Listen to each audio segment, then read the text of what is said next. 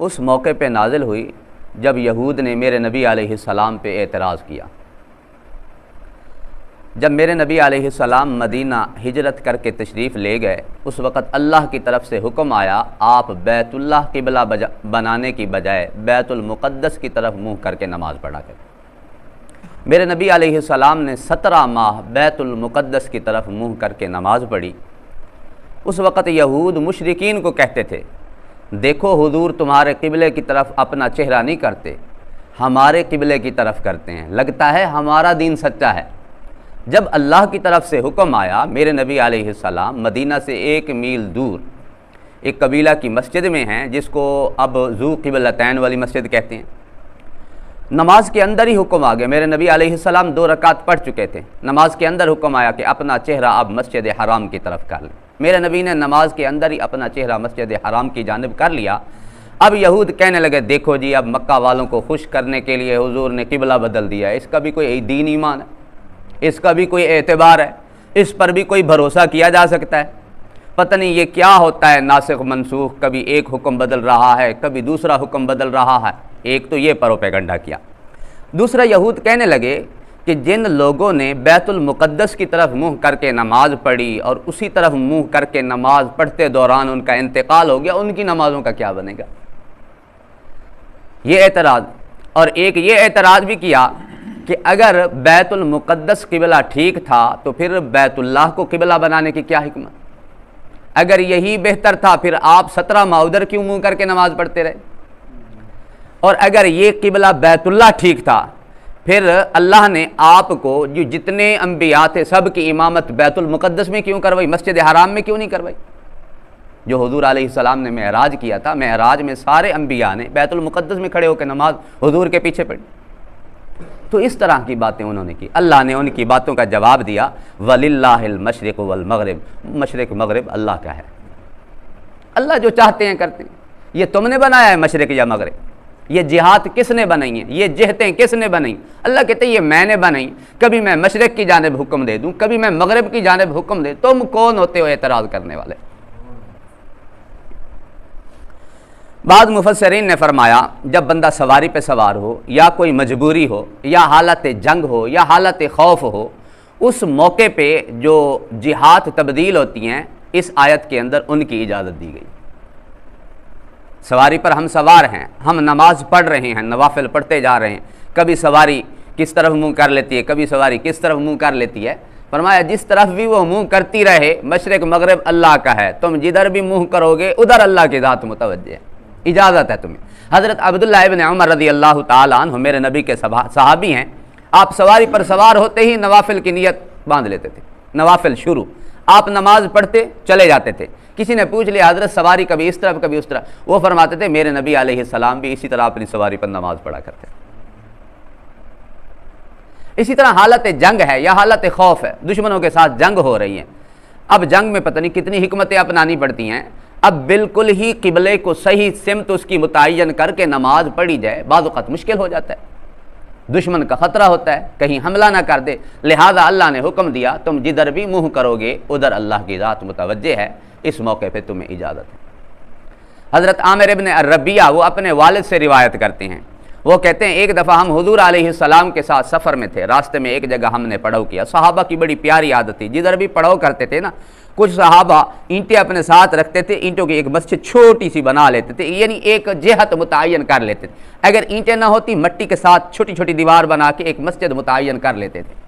تو کہتے ہیں ہم سب نے اپنی اپنی مسجدیں بنائیں، نماز ہم نے پڑھی، صبح کو جب ہم نے دیکھا تو وہ قبلہ ہی ہم نے کسی اور جانب رکھا ہوا تھا، حضور کی خدمت میں حاضر ہوئے، حضور علیہ السلام نے کسی پر نکیر نہیں فرمائی، اعتراض نہیں فرمایا، بلکہ فرمایا وَلِلَّهِ الْمَشْرِقُ وَالْمَغْرِبُ، مشرق مغرب اللہ کا ہے، تم جدھر بھی منہ کر لو گے ادھر اللہ کی ذات متوجہ۔ کچھ صحابہ فرماتے ہیں کہ ایک دفعہ بادل سا ہو گیا، بادل میں ہمیں جہت کا تعین نہیں ہو رہا تھا کہ قبلہ کس جانب ہے، ہم نے ایک جانب منہ کر کے نماز پڑھی، جب پتہ چلا تو ہم تو شمال کی طرف منہ کر کے نماز پڑھ چکے تھے، حضور علیہ السلام سے پوچھا، حضور نے اعتراض نہیں کیا بلکہ سب صحابہ کی نماز کو آپ نے جائز قرار دے دیا۔ تو اب بھی یہی مسئلہ ہے کہ اگر ہم لوگ ایسی جگہ ہیں جہاں پہ ہمیں قبلے کا تعین نہیں ہو پا رہا، بعض اوقات سفر میں ہوتے ہیں، ایسی جگہ ہوتے ہیں سورج کا بھی پتہ نہیں چلتا، بعض اوقات اندھیری رات ہوتی ہے، اندھیری رات کا بھی واقعہ آتا ہے صحابہ کا، اندھیری رات تھی، پتہ نہیں چل رہا تھا، ایک جانب منہ کر کے نماز پڑھ لی، لیکن صبح پتہ چلا کسی اور جانب منہ کر کے نماز پڑھی ہے، حضور علیہ السلام نے اجازت دے دی، کوئی بات۔ تو اب بھی اگر کوئی اس طرح جہت متعین تو اولاً کرنا ہمارا حق ہے، جہت متعین کرنے کے بعد جستجو کرنے کے بعد بھی پتہ چلے کہ ہم نے تو کسی اور جانب منہ کر کے نماز پڑھ لی ہے، پھر بھی حکم یہی ہے کہ نماز کو دوبارہ لوٹانے کی ضرورت نہیں ہے، بس اللہ ہی کے لیے ساری جہتیں، جدھر بھی منہ کر کے نماز پڑھ لی ہے اللہ قبول فرمائے۔ یہ اس وقت ہے جب کوئی ایسا موقع ہے، جان بوجھ کے ایسا نہیں کر رہے ہم۔ باقی رہی یہ بات کہ اللہ نے یہ ایک جانب متعین کیوں کر دیا، جب ہے بھی اللہ کا مشرق مغرب شمال جنوب اللہ کا ہے نا، ہمیں الاؤ ہونا چاہیے ہم جدھر بھی منہ کریں نماز پڑھ لیں۔ اس میں مفسرین نے جواب یہ دیا کہ اللہ نے ایک جانب متعین اس لیے کی ہے کہ اللہ رب العزت ہمیں ایک وحدت میں، اتفاق میں، اتحاد میں رکھنا چاہتے ہیں، ایک مرکز کی طرف ہمیں متوجہ رکھنا چاہتے ہیں کہ ہمارا اتحاد و اتفاق نظر آئے۔ اور یہ دو قبلے اللہ نے کیوں بنائے، کبھی بیت المقدس کبھی بیت اللہ، یہ کیوں؟ اس کی بھی بڑی وجہ لکھی ہے کہ اگر اللہ حضرت آدم علیہ السلام سے لے کر آج تک ایک ہی قبلہ رکھتے، یہ ہندو لوگ، یہ دوسرے لوگ جو بتوں کے پجاری ہیں، جو پتھروں کے پجاری ہیں، وہ اعتراض کرتے کہ جس طرح ہم لوگ ایک پتھر کی پوجا کرتے ہیں، پتھر کے سامنے منہ کر کے نمازیں پڑھتے ہیں، عبادتیں کرتے ہیں، مسلمان بھی تو ایسے ہیں بیت اللہ والے پتھروں کی جانب منہ کر کے نماز پڑھ۔ اللہ نے کبھی ایک قبلہ بنا دیا بیت اللہ، پہلے بیت اللہ تھا، پھر میرے رب نے بیت المقدس بنا دیا، پھر میرے رب نے حکم دے دیا بیت اللہ کی جانب منہ کر کے نماز پڑھ۔ تو اس سے ان کے اعتراض کا رد ہو گیا، مسلمان ایسے نہیں ہیں کہ پتھروں کی جانب منہ کر کے نماز پڑھیں، مسلمان تو اللہ رب العزت کا حکم سمجھ کے نماز پڑھتے ہیں۔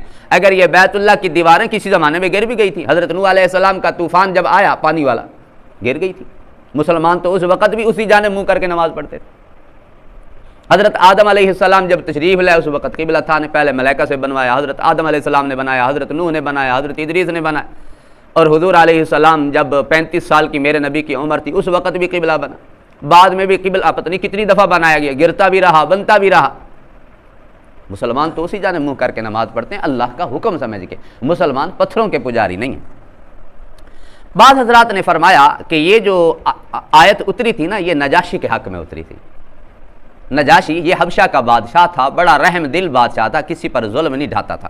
میرے نبی علیہ السلام نے 5 نبوی میں صحابہ کو حکم دیا کہ آپ حبشہ کی جانب ہجرت کر جائیں، قریش مکہ کا ظلم حد سے بڑھ گیا تھا۔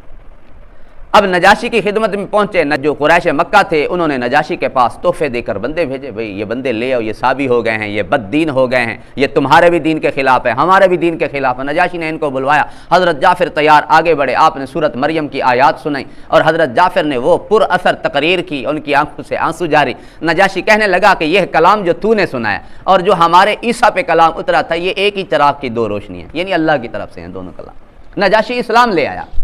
اب جب نجاشی کا انتقال ہوا 9 ہجری کے اندر، میرے نبی علیہ السلام نے ان کی غیبانہ نماز جنازہ پڑھائی۔ کسی نے اعتراض کیا نجاشی تو جی بیت المقدس کی طرف منہ کر کے نماز پڑھنے والا تھا، تو اللہ نے فرمایا اللہ ہی کا ہے مشرق اور مغرب، جدھر بھی منہ کر لو، اللہ کی ذات متوجہ ہے، نجاشی پہ اعتراض نہ کرو۔ اور اسی کو دیکھ کے بعض علماء کہتے ہیں جی غیبانہ نماز جنازہ جائز ہے، امام شافعی خاص کر وہ کہتے ہیں جی غیبانہ نماز جنازہ یہ درست ہے، جبکہ ہمارے امام ابو حنیفہ کہتے ہیں یہ میرے نبی علیہ السلام کی خصوصیت تھی، آپ نے صرف نجاشی کا غیبانہ نماز جنازہ پڑھایا۔ اگر یہ شریعت کا مسئلہ ہوتا، خصوصیت صرف نہ ہوتی تو حضور علیہ السلام کے کتنے صحابہ بعد میں شہید ہوئے اور مختلف مقامات پہ شہید ہوئے، بڑے بڑے جلیل القدر صحابہ شہید ہوئے، حضور دوسروں کا بھی غیبانہ نماز جنازہ پڑھاتے، لیکن حضور نے زندگی میں صرف ایک دفعہ نجاشی کا پڑھایا جنازہ۔ اور یہ بھی خصوصیت ہے، نجاشی کا جنازہ اس لیے پڑھایا، میرے نبی علیہ السلام کے سامنے اور نجاشی کا جو میت تھی وہ سامنے رکھ دی گئی تھی، زمین کے سارے فاصلے لپیٹ دیے گئے تھے، میرے نبی نے تب جنازہ پڑھا۔ بعد نے فرمایا اس لیے پڑھایا نجاشی کا جنازہ، وہاں پر مسلمان جنازہ پڑھنے والے نہیں تھے۔ کسی نے اعتراض کیا جب بادشاہ مسلمان ہوں، مسلمان دوسرے تو ہوں گے، تو انہوں نے بتایا کہ مسلمان تو تھے لیکن جنازہ پڑھنے کا طریقہ ان کو نہیں آتا تھا، پتہ نہیں تھا، اس لیے میرے نبی نے نجاشی کا نماز جنازہ پڑھایا۔ بعض حضرات نے یہ بھی جواب دیا میرے نبی نے بادشاہ نجاشی کا جنازہ اس لیے پڑھایا، دوسرے بادشاہوں کو اسلام کی جانب متوجہ کرنے کے لیے، اگر تم بادشاہ اسلام کی جانب متوجہ ہو جاؤ، اسلام لے آؤ، ہم حضور تمہارے لیے جنازے پڑھائیں گے۔ تمہارے لیے دعائیں کریں گے، دوسروں کو اس جانب متوجہ کرنا مقصود تھا۔ بہرکیف میرے نبی علیہ السلام نے غیبانہ نماز جنازہ نجاشی کا پڑھایا، اس پہ اعتراض ہوا کہ یہ بیت المقدس کی طرف منہ کر کے نماز پڑھتا تھا۔ اللہ نے جواب دیا اللہ ہی کا ہے مشرق اور مغرب، فَأَيْنَمَا تُوَلُّوا، تم جدھر بھی منہ کرو گے فَثَمَّ وَجْهُ اللَّهِ، ادھر اللہ کی ذات متوجہ ہے۔ ان اللہ واسع علیم، بے شک اللہ وسعتوں والے ہیں، اللہ علم والے ہیں، اللہ کا علم ہر جانب ہے، لہذا کسی پر اعتراض کرنے کی ضرورت نہیں ہے۔ تو بیت اللہ کی جانب منہ کر کے نماز پڑھیں، اللہ کا حکم ہے۔ بیت المقدس کی طرف جو حکم ملا یہ بھی اللہ کا حکم تھا۔ اور ہم لوگ اگر تو بالکل بیت اللہ کے آس پاس ہیں پھر بیت اللہ کی طرف منہ کرنا ضروری ہے، اگر تھوڑا سا دور ہیں پھر جو بحر مسجد حرام ہے اس کی جانب منہ کرنا ضروری ہے، اور دور ہیں پورا حرم، مقام جارانہ تک حرم ہے، تنعیم تک حرم ہے، عرفات تک حرم ہے، یہ اچھی خاصی جگہ بن جاتی ہے۔ پورے حرم کی جانب اگر چہرہ ہو جائے بس یوں سمجھیں قبلہ کی جانب ہم لوگ رخ کر کے نماز پڑھ رہے ہیں۔ تو ہم دور رہنے والوں کے لیے یہی حکم ہے، اس جانب ہم ایک دفعہ متوجہ۔ اب ہم جو اس جانب منہ کر کے نماز، یہ بالکل بیت اللہ کے سامنے تو نہیں ہے ہمارا، بس وہ ایک جہت ہے اس مغرب والی جہت کی جانب۔ اب جو اس طرف ممالک والے ہیں قبلہ کے اس طرف، وہ مشرق کی جانب منہ کرتے ہیں، جو اس طرف رہنے والے ہیں وہ ادھر منہ کر لیتے ہیں، جو اس طرف رہنے والے ہیں قبلہ ادھر ہے تو اس طرف منہ کر کے نماز پڑھتے ہیں۔ تو جدھر بھی قبلہ ہے، مشرق والی جہت بنے، مغرب والی جہت بنے، شمال والی بنے، جنوب والی بنے، یہ ساری جہتیں اللہ کی ہیں، اللہ کا حکم ہے۔ اللہ رب العزت جو چاہتے ہیں ویسے حکم صادر فرماتے ہیں۔ اللہ ہمیں سمجھ کی توفیق نصیب فرمائے۔